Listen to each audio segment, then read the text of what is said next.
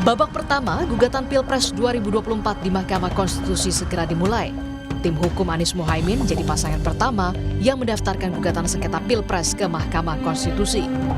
Tim hukum Amin meminta pemilu diulang tanpa putra sulung Presiden Jokowi, Gibran Rakabuming Raka. Intinya adalah permasalahan pencalonan calon wakil presiden di 02. Dari awal proses tersebut bermasalah. Dan lanjutan masalahnya luar biasa. Karena kebetulan calon wakil presiden ini adalah anak seorang presiden, sehingga membawa dampak yang begitu luar biasanya. Jadi seandainya nanti ini diterima sebagai satu argumen yang kuat oleh Mahkamah Konstitusi, tentunya kami mengharapkan dilakukan pemungutan suara ulang tanpa diikutin oleh calon wakil presiden 002 yang saat ini. Sama dengan tim hukum Amin, TPN Ganjar Mahfud juga menggugat hasil Pilpres ke MK. Mahkamah Konstitusi diminta mendiskualifikasi Gibran Rakabuming Raka dari kontestasi Pilpres. Kami meminta diskualifikasi kepada pasangan paslon 02 yang menurut hemat kami telah didaftarkan dengan melanggar ketentuan hukum dan etika. Dan itu sebetulnya sudah dikonfirmasi oleh MK-MK dan terakhir oleh DKPP. Ada diskualifikasi, kita juga memohon pemungutan suara ulang di seluruh TPS di Indonesia. Jadi bukan di satu tempat atau dua tempat, tapi di seluruh Indonesia. Tuntutan pemilu ulang dari kubu 1 dan 3 direspon menohok cawapres Prabowo, Gibran Rakabuming Raka. Gibran menyindir tim lain menggugat hasil pemilu hingga jagoannya menang. Jika nomor 1, nomor 3 ada hal-hal yang kurang berkenan, silakan diproses melalui jalur-jalur yang sudah ada. Oke. Kalau pemilu diulang tanpa Mas Gibran itu tanggapannya gimana, Mas? Misalnya nanti diulang, terus jagoannya kalah, apa minta diulang lagi? Apakah minta diulang sampai menang? Itu. Ya, sekali lagi, kalau ada yang kurang berkenan, silakan melalui jalur-jalur yang sudah ada. Kan sudah ada mekanismenya sendiri-sendiri. Bukan hanya paslon 01 dan 03 yang membentuk tim hukum. Di bawah pimpinan Yusril Iza Mahendra, Prabowo Gibran siap menghadapi sidang sengketa Pilpres Rabu besok. Tim Liputan, Kompas TV.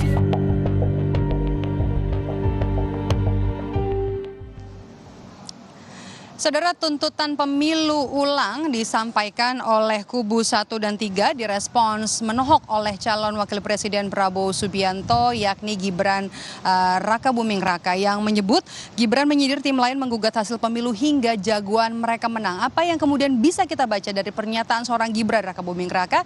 Kita bahas sore hari ini bersama dengan pengamat politik dari Universitas Gadjah Mada, ada Mas Nyarwi Ahmad, sudah bergabung bersama kami lewat sambungan Zoom. Terima kasih Mas Nyarwi sudah bergabung bersama kami di Rumah Pemilu. Saya mau tanya pertama, apa yang bisa kita baca dari respons menohok yang disampaikan oleh Gibran Rakabuming Raka?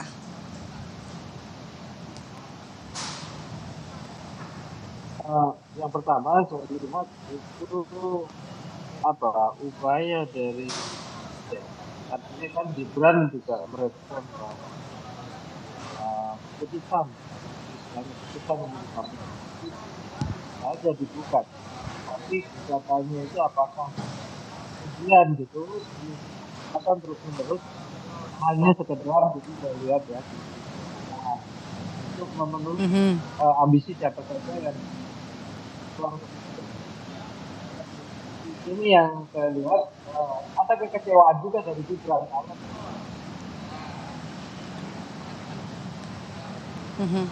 Oke. Mas Nyarwi, mohon maaf saya tidak bisa atau kurang jelas mendengar suara Anda. Kita akan sambil perbaiki komunikasi itu atau juga audio dari Mas Nyarwi Ahmad, dosen politik dari Universitas Gadjah Mada. Kita juga tertarik nih untuk membaca apa yang bisa kita baca, apa yang bisa kita lihat dari respon seorang Gibran Rakabuming Raka atas tuntutan atau juga gugatan dari kubu 1 dan juga kubu 3 yang kemudian meminta pemilu ulang tanpa pasangan Prabowo Gibran. Mas Nyarwi.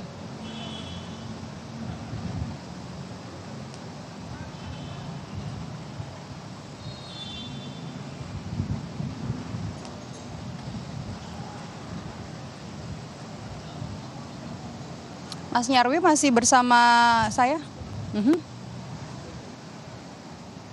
Oke. Kita kembali bergabung bersama dengan Mas Nyarwi Ahmad, dosen atau pengamat politik dari Universitas Gadjah Mada. Mas Nyarwi, tadi kita terputus soal apa yang bisa kita baca atau apa yang bisa Anda baca soal pernyataan dari Gibran Rakabuming Raka ini?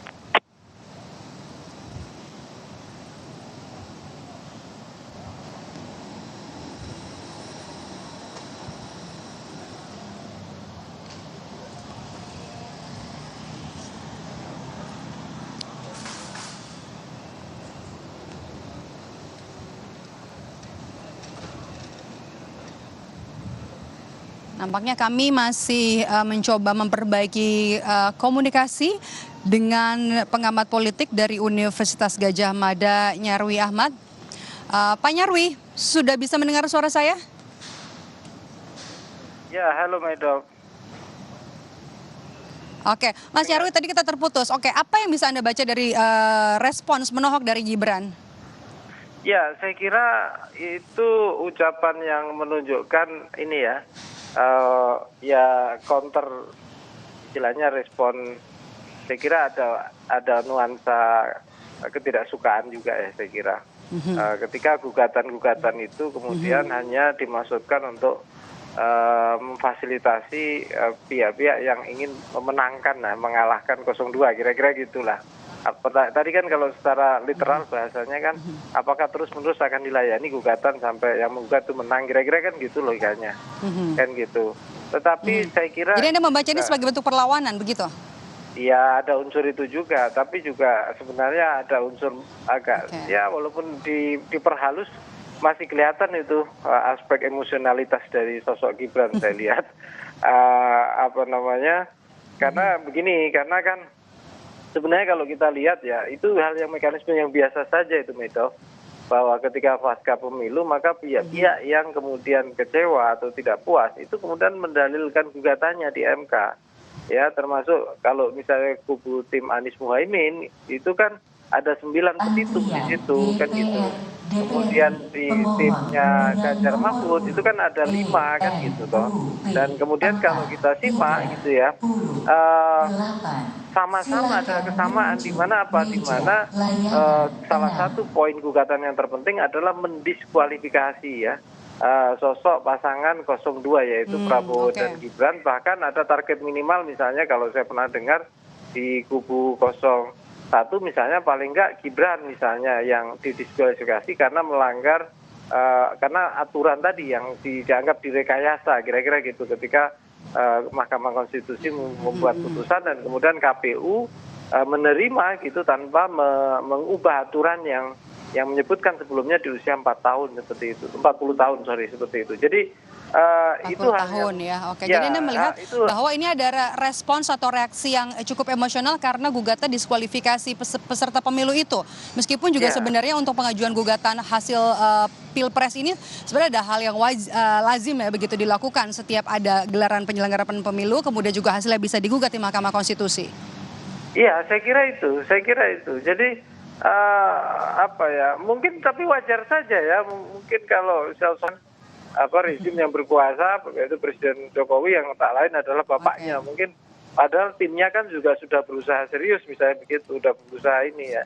Jadi mungkin ada, ya kita pahami secara manusiawi, tetapi kalau misalnya bahwa gugatan itu tidak dianggap penting, gugatan itu dianggap hal yang potensialnya mengancam atau merecoki saja, saya kira itu bukan sikap yang arif juga. Itu kita butuh dalam berdemokrasi itu juga perlu mengerti gitu bahwa ada prosedur dan prosedur itu sudah dijalankan oleh tim 01 maupun 03 kan gitu, melalui gugatan ke MK kan gitu, seperti itu kira-kira. 4, 30, Oke. Silahkan menuju. Oke, baik.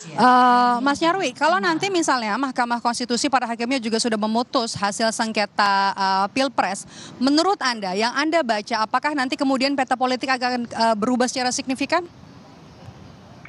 Ya, kalau misalnya kan tergantung jenis putusannya ya, Medov ya. Kalau misalnya putusannya sampai ya, contoh ya, mendiskualifikasi pasangan 02 misalnya, itu luar biasa dampaknya kalau putusannya seperti itu. Karena itu akan berdampak pada tuntutan yang berikutnya, yaitu pemilu diulang kan gitu.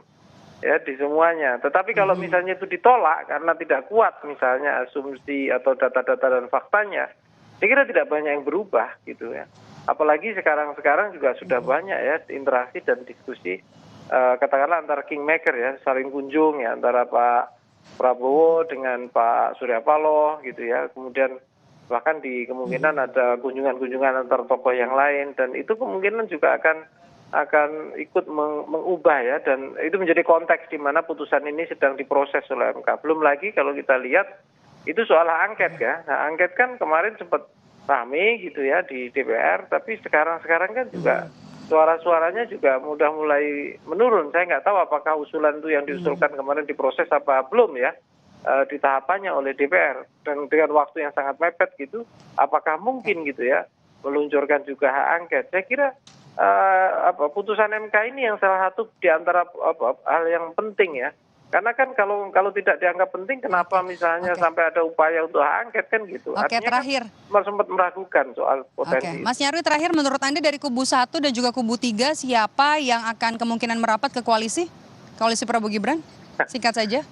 Ya, kalau itu sangat mungkin. Contoh misalnya ya, yang kemarin sudah kita simak ya kunjungan-kunjungan statement menerima putusan hasil KPU dari Pak Surya Paloh SP gitu, Nasdem oleh Pak Prabowo, kemudian dilanjutkan kunjungan. Nah itu kan menunjukkan saya kira sangat mudah sekali Nasdem kemungkinan untuk bisa memperkuat ya barisan Prabowo Gibran ya di koalisi pemerintahan, karena kan itu juga real dibutuhkan ya untuk membuat pemerintahan lebih stabil dan kuat. Terus kemudian di 01 saya lihat yang paling mudah tentu saja adalah P3.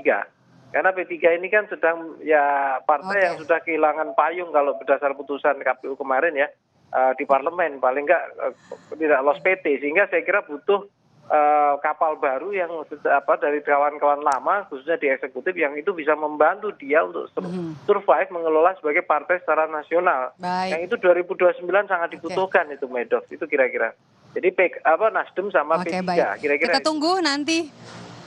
Karena dinamikanya bakal seperti apa nanti, karena sidang perdana sengketa Pilpres 2024 masih akan kita tunggu besok, jadwalnya hari Rabu 27 Maret 2024 dan juga nanti akan disiarkan di Kompas TV. Terima kasih pengamat politik dari Universitas Gadjah Mada Nyarwi Ahmad. Sehat selalu Mas Nyarwi, terima kasih sudah bergabung bersama kami di program Rumah Pemilu.